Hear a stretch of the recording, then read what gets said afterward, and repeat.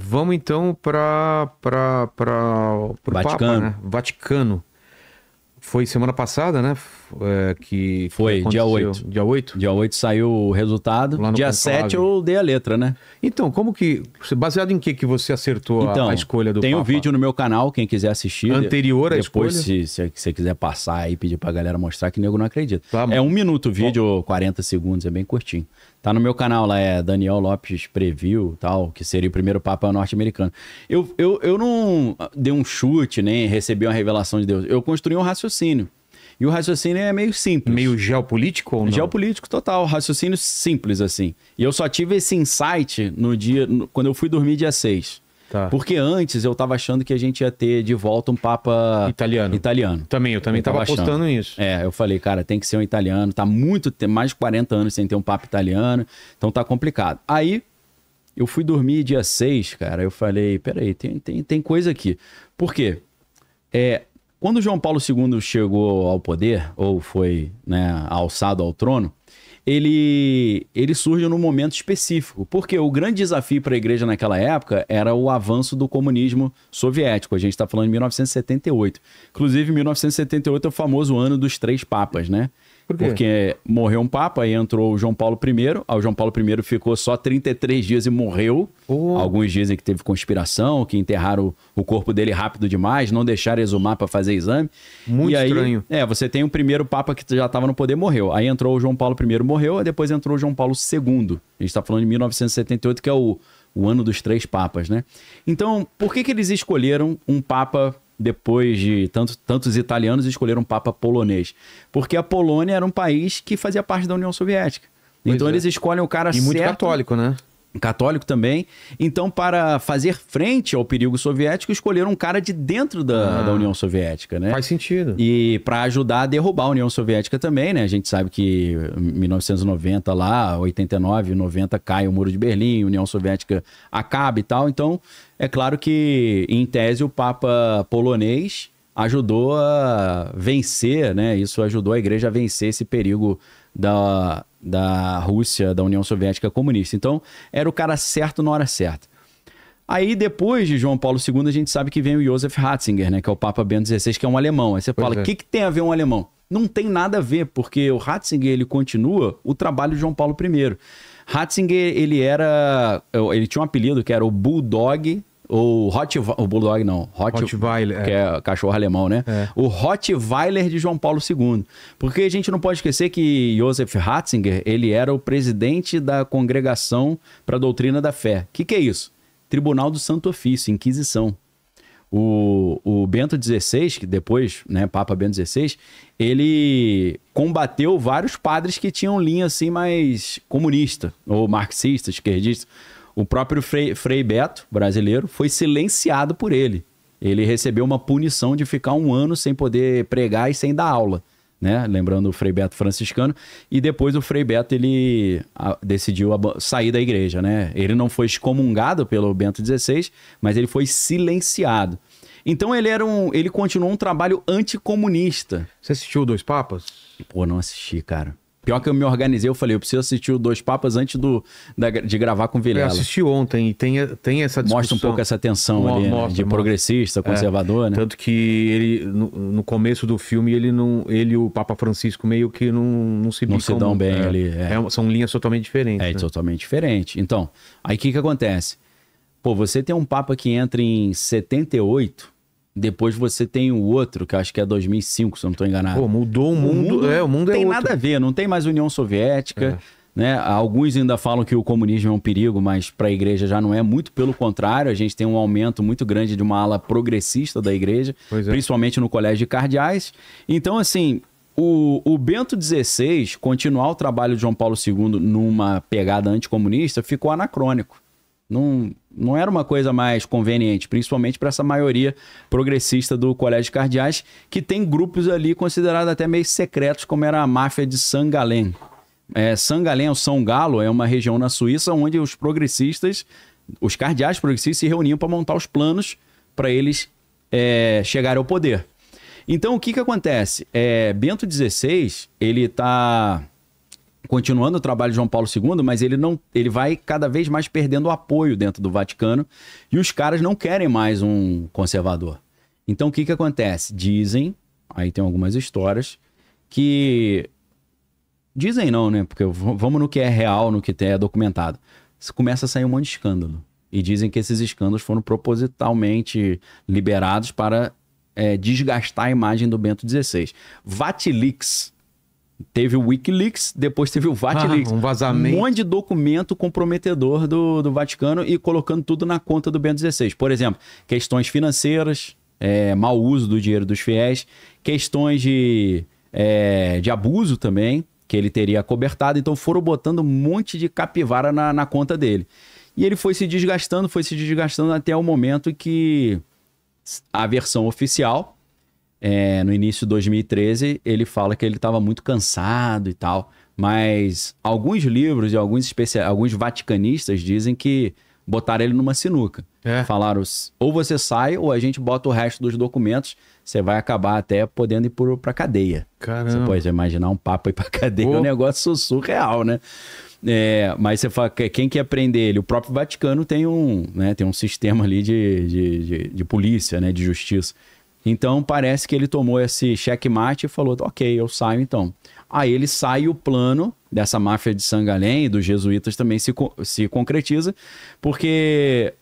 Aí, voltando ao meu raciocínio. Tá. Qual é o cenário de Bento XVI, de Francisco? A gente está falando 2012, 2013. O que acontece? A América Latina tem cerca de 40% dos católicos do mundo. É a maior concentração de católicos do planeta. Quase metade está na América Latina. Só que desde os anos 70, um aumento muito grande das igrejas evangélicas. Pois é. Puxando membros, né? Tirando membros de dentro da igreja católica. Então, o problema já é diferente. O perigo para a igreja, ou o problema a ser resolvido, não é mais o comunismo soviético. Agora é a perda de membros no local onde eles tinham a hegemonia. Então, não é por outro motivo que surge o primeiro Papa sul-americano. Sul-americano por quê? Para fazer essa frente. Primeiro grande evento que o Papa Francisco faz é a Jornada Mundial da Juventude aqui no Brasil. Primeira viagem internacional dele, primeiro grande evento. Para quê? Para dar uma aquecida, uma animada nos católicos jovens, para ver se eles param de perder tantos membros, né? E além disso, primeiro Papa jesuíta da história, o que é uma questão, assim, para quem conhece um pouco a história da igreja, é uma questão muito sensível, porque os jesuítas, eles se tornaram um perigo tão grande para a igreja que em 1773 o Papa da época deletou a Companhia de Jesus. Eles foram tornados ilegais. Então os jesuítas há muitos anos eram vistos como uma ordem poderosa demais, trazia perigo e uma ordem que deveria ser lidada com muita cautela. Se eu não estou enganado, no ano de 1815 eles voltam à legalidade e então nunca havia se imaginado a possibilidade de um Papa jesuíta, já que é uma ordem que chegou a ser descredenciada pela igreja. Agora, tem um outro lado que tem a ver com o contexto da época. A gente está falando 2012, 2013. Se o problema é o aumento dos evangélicos e a diminuição dos católicos, na região onde eles eram hegemônicos, na região com o maior número de católicos do mundo, América do Sul ou América Latina, o jesuíta ele tem habilidades muito adequadas. Por quê? A gente não pode esquecer que os jesuítas foram criados no contexto da Contra-Reforma.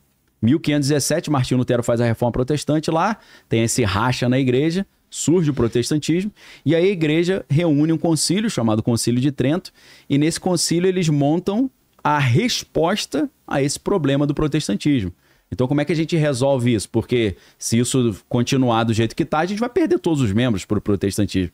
Então eles criam, dentro do contexto da Contra-Reforma, a Companhia de Jesus, com um cara chamado Inácio de Loyola. O Inácio de Loyola, com uma bagagem militar que ele tinha, criou essa ordem praticamente militarizada, que é a ordem dos jesuítas, para conter o avanço dos evangélicos no mundo, ou dos protestantes, né? Então, o Papa Francisco, assim como João Paulo II, em 1978, o Papa Francisco, em 2013, ele é o cara certo na hora certa, porque ele é o primeiro Papa latino-americano para resolver esse problema da perda de membros, e ele é o primeiro Papa jesuíta, porque os jesuítas, a sua missão original é combater os protestantes. Então você mata dois coelhos com a cajadada só. E aí o que acontece? Papa Francisco, a gente chega agora no ano de 2025. Mas o direcionamento dele, o pensamento dele mais progressista Totalmente ajudou, progressista. Mas ajudou isso na escolha ou não? Ou é irrelevante? Ajuda porque a ala progressista queria mudar essa história que estava já desde 78. 78 botaram um cara anticomunista. Mas isso foi se progredindo até 2013, pô. Os caras, pô, não aguento mais. A ala progressista falou, vamos mudar isso aí, tem que ter um progressista lá. Então, ele, obviamente, totalmente da linha progressista e vira um problema. Por quê? Um problema para os conservadores. Porque o Papa Francisco, ele inflou o colégio de cardeais com nomeados dele. Nessa gestão de 2013 a 2025, o Papa Francisco nomeou 108 cardeais. Imagine, o colégio dos cardeais, os cardeais aptos a votar, 133 cardeais. Dos 133, 108 eram progressistas indicados pelo Francisco. Pois é. É óbvio que o Francisco só indicou progressista ou moderado progressista. Então você tinha os progressistas que já estavam lá, mais os 108 que ele colocou. Então a chance de você ter um papa conservador era mínima. Só que eu comecei a pensar, cara, qual o cenário de hoje? Não é o perigo do comunismo e não é tanto o perigo de, estamos perdendo membro na América Latina, porque de lá para cá teve um ressurgimento do catolicismo no mundo inteiro. Pois é. Então, eu pensei, cara, qual o problema que essa ala progressista que está no poder está enxergando? O problema é o neoconservadorismo do Trump. O Trump no poder, junto com o Elon Musk, partindo para cima das pautas progressistas, pô. Questão de costume, casamento e mulher sacerdote ou não. Então eu pensei, cara, o problema hoje é os Estados Unidos, o problema hoje é o Trump. Eu falei, cara, é a hora de ser o primeiro papa americano. Tem que ser, porque se eles escolheram um polonês para lutar contra a União Soviética, eles vão escolher um americano para fazer frente ao Trump. Até para dialogar também, porque como americano nato. E aí, cara, eu pensei, fala ou não fala essa teoria? Porque a chance dela se concretizar é mínima. Por quê? Existia um tabu de ter um papa americano, porque a igreja ela tem medo de se associar a grandes potências que podem ser vistas como opressoras. Porque o progressista, ele entende os Estados Unidos como um império que oprime os mais fracos. Sim. Um império capitalista que amassa o pobre e não liga para as questões sociais. Então, não tinha essa possibilidade na igreja. Principalmente uma igreja liderada por uma maioria progressista no colégio de cardeais. Então, eu falei, no dia 7, quando eu fiz a minha live do meio-dia, eu falei, cara, é muito arriscado isso que eu vou falar, mas eu vou falar. Então, eu falei, nesse corte, né, que eu depois separei, falei, pessoal, eu vou sugerir para vocês aqui que vai ter uma zebra e a gente vai ter o primeiro papa norte-americano. Aí contei essa história que eu contei até aqui. Sim. Só que eu pesquisei e pensei, será que tem algum dos cardeais, são 10 cardeais americanos hoje, será que entre esses 10 cardeais americanos, acho que são 10, né, ou 8, não sei, será que tem algum que o Trump gosta mais? Será que ele já elogiou? Será que já deu? E aí eu vi que, obviamente, Trump sendo de Nova York, tinha um cardeal lá que é o cardeal Dolan. E o Trump já tinha elogiado esse cara. Numa situação curiosa também, porque chegaram pro Trump e falaram, e aí, com relação ao novo papa, o que você acha? Aí ele fala, eu acho que eu daria um excelente papa. Aí ele fez aquele meme, ele como papa, né? E só que ele falou, essa é a minha primeira opção, sou eu, melhor candidato para papa. A segunda opção é o cardeal Dolan. Aí eu falei, então o cardeal Dolan. É um americano e é o Dolan. Essa eu errei. Eu errei quem era. Ah, tá. Mas depois eu pensei, eu falei, cara, o Trump não é bobo. Principalmente eu acho que não tem nenhum bilionário bobo, né? O Trump não é nem um pouco bobo. Inclusive ele escreveu um livro antigão chamado A Arte da Negociação e ele, né, é o mestre do somebody love da negociação. Ele fala quem ele não quer. Então, eu falei, cara, eu dei mole. Porque claramente, se ele falar, esse cara é o que eu quero, o Vaticano vai falar, esse a gente deleta. E eu falei, pô, lógico que se ele falasse esse, não seria, né?